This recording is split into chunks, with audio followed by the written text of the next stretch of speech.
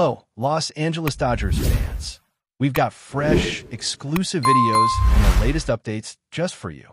Before we dive in, make sure to join our channel and hit that like button. This is the best way to stay on top of all the breaking news. The Los Angeles Dodgers are cooking something up again, and folks, it smells like a blockbuster. If you thought they were done after assembling a superstar-laden lineup, think again. Word on the street, coming straight from Bob Nightingale at USA Today, is that the Dodgers have their eyes locked on a surprising piece from a division rival, Colorado Rockies third baseman Ryan McMahon. That's right, the same Ryan McMahon who's been holding it down at the hot corner in Colorado, flashing leather and occasionally putting one into orbit. Now, you might be wondering, why would the Dodgers target someone hitting just over the Mendoza line this year? Great question, but this goes deeper than just batting averages and home runs. We're talking positional versatility, elite defense, and a team-friendly contract. And don't forget the Dodgers front office has a history of seeing value where others see mediocrity. They don't just play checkers, they're playing 4D chess. So what makes Ryan McMahon a viable target for a team that already boasts names like Freddie Freeman, Mookie Betts, and Shohei Ohtani? Well, it starts with flexibility. McMahon might not be leading the league in OPS, but his defensive metrics speak volumes. He's one of the best defensive third basemen in the game.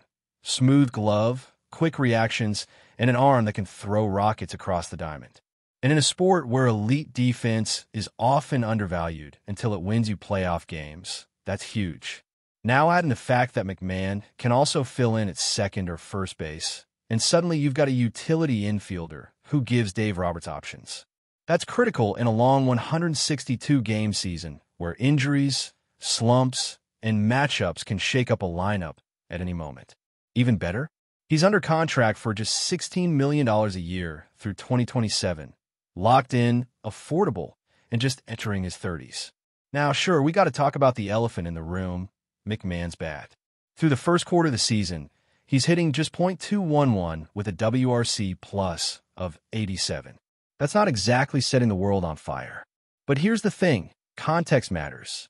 His OBP sits at .333, showing a solid eye at the plate. And let's be honest, playing at Coors Field can be a double-edged sword. Some players thrive with the altitude advantage, while others find their numbers distorted in weird ways. For McMahon, his value doesn't just lie in hitting 30 bombs. It's about timely power, decent on-base skills, and the kind of presence that doesn't crater in October. If he heats up in the summer, which he's starting to do already, the Dodgers may end up getting a solid middle-of-the-order lefty bat for pennies on the dollar. That's the kind of gamble Andrew Friedman loves to make and often wins. Let's rewind a bit and think about why the Rockies might even entertain the idea of trading McMahon. He's a homegrown player, he's been loyal, and he was even an all-star last year. But let's face it, Colorado is in another rebuild. Again, and when you're a team perennially stuck in 4th or 5th place, you have to make tough calls.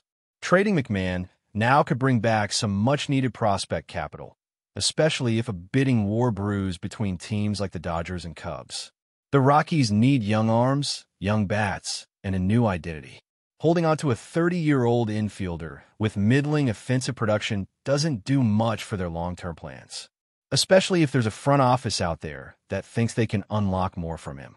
And if that team is the Dodgers, well, we've seen this movie before, and it usually ends with LA holding the trophy. From the Dodgers' point of view, this trade could be less about fixing a glaring hole and more about fortifying their already deep roster for October. Let's say Muncy hits a slump or Freeman needs a break.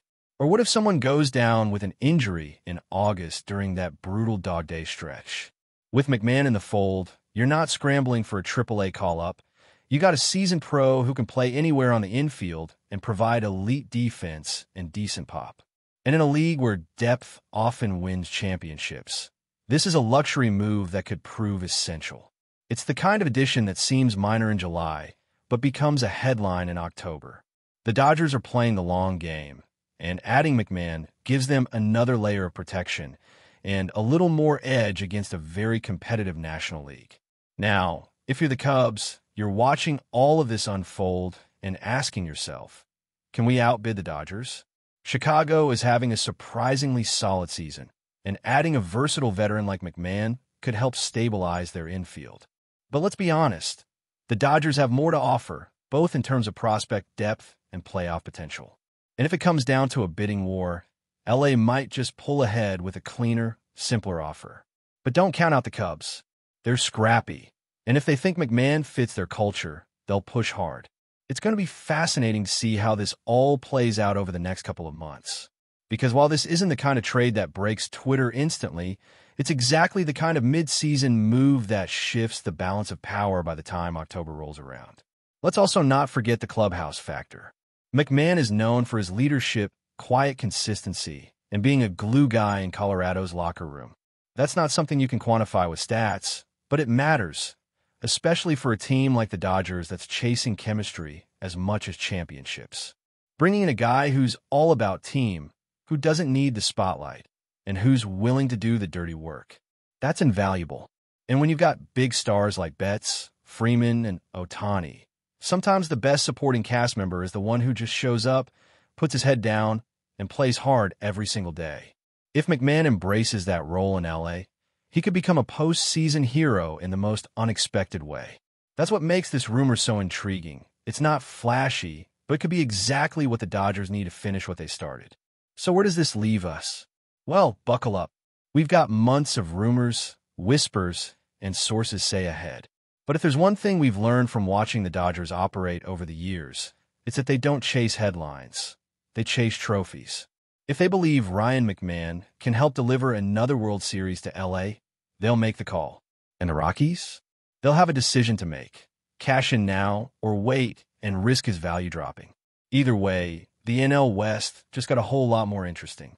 So keep your phones charged, your notifications on, and your hot takes ready. Because the summer trade season is just heating up, and the Dodgers might be about to make another move that leaves the rest of baseball shaking its head and maybe tipping its cap. But before we move forward, don't forget to join our channel and give this video a like. Your support helps us keep delivering the latest news about the Los Angeles Dodgers. We'd love to hear your thoughts on the news, so drop a comment below. Ladies and gentlemen, welcome back to the channel. Today we've got a bombshell rumor that's been sending shockwaves through the MLB world, especially among Los Angeles Dodgers fans. According to several insider sources and whispers circulating around the league, Mookie Betts, yes, the face of the Dodgers franchise, has allegedly made it clear behind the scenes that he no longer wants to play alongside Michael Conforto. This revelation, if true, could mark a pivotal turning point for the Dodgers season and perhaps even their future plans. I mean, we're talking about Mookie Betts here, a former MVP, a multiple-time All-Star, the guy who's been the anchor of this team since arriving from Boston. So for him to reportedly say, "I won't play next to Conforto anymore," is massive. Let's unpack everything that's being said and figure out what this could mean for the Dodgers moving forward. First, let's consider how this rumor even got started. From what's being reported, tensions between Betts and Conforto have been simmering for quite a while now.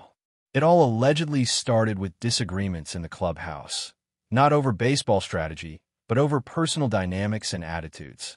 Sources close to the team say that Betts has grown increasingly frustrated with Conforto's approach to the game, particularly his work ethic during practice sessions and pregame routines.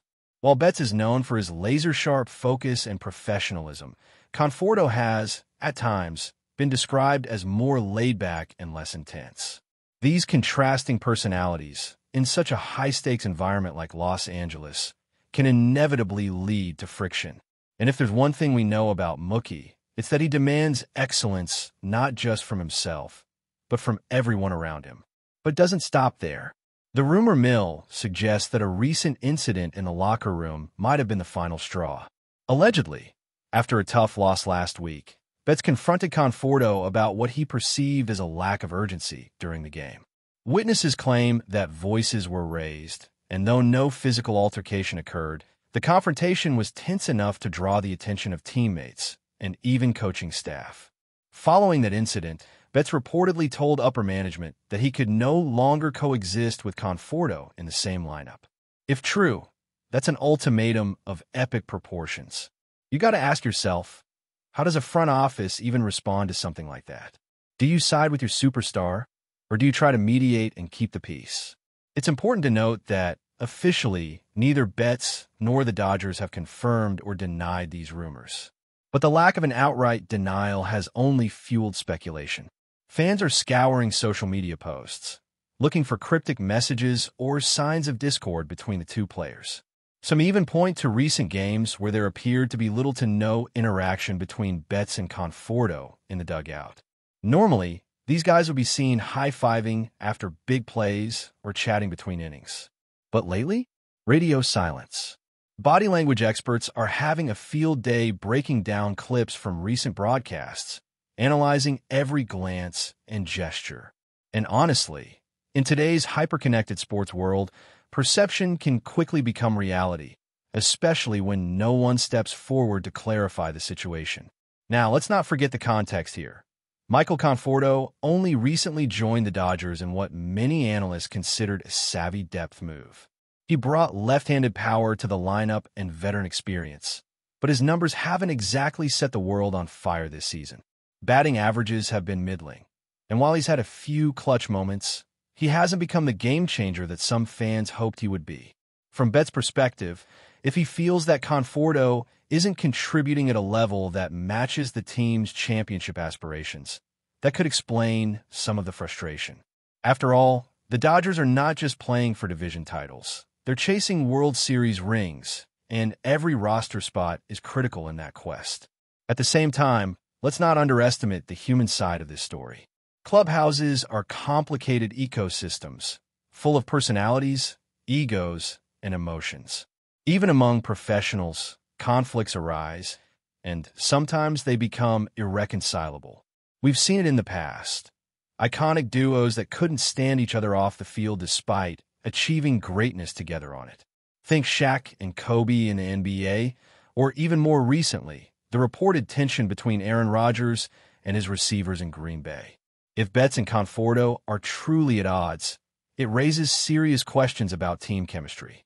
Can a team realistically compete for a title if two of its key players aren't on speaking terms? That's something the Dodgers brass will have to weigh carefully as the season progresses. Of course, this also opens up all kinds of speculation about possible roster moves. If Betts is as adamant as the rumors suggest, could the Dodgers actually consider moving Conforto? His contract is relatively movable compared to Betts' long-term, high-value deal.